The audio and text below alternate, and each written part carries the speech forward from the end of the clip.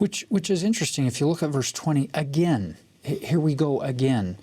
The Lord said unto Moses, Rise up early in the morning and stand before Pharaoh. Lo, he cometh to the water, and say unto him. Now, this should sound familiar. Thus saith the Lord, Let my people go, that they may serve me.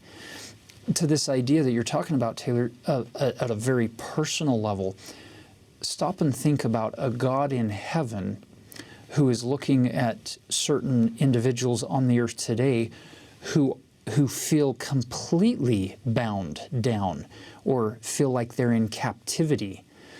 That captivity may be in relation to an addiction.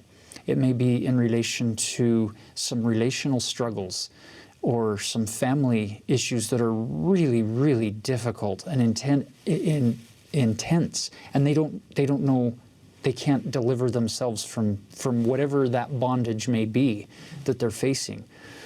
I love the fact that in this story you've got a God who doesn't just come and make one attempt to help free the people.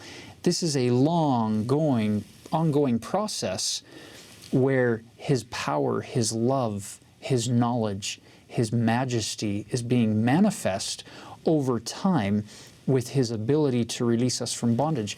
And ultimately, brothers and sisters, the power of these plagues, for me personally, isn't to read them and look back through the quarter of time, 3,500 years, and start cheering for down with the Egyptians, go Israelites, which it's great, but at the end of the day, it becomes a powerful lesson on the infinite atonement of Jesus Christ and His ability to release us from the bondage of sin and hell and the bondage of death and the grave.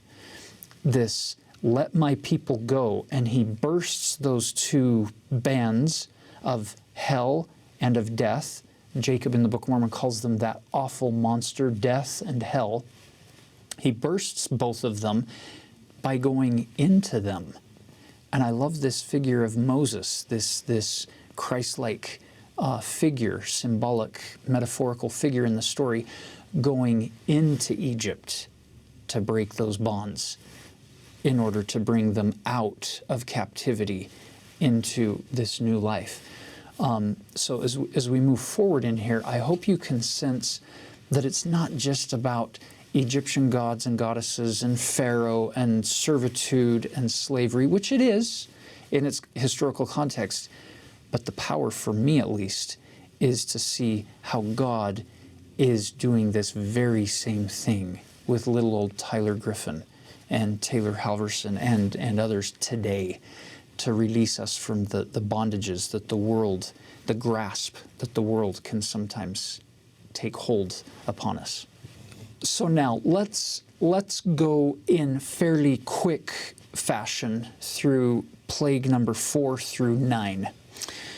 We get the flies in verse 21 through 24 that becomes the 4th plague.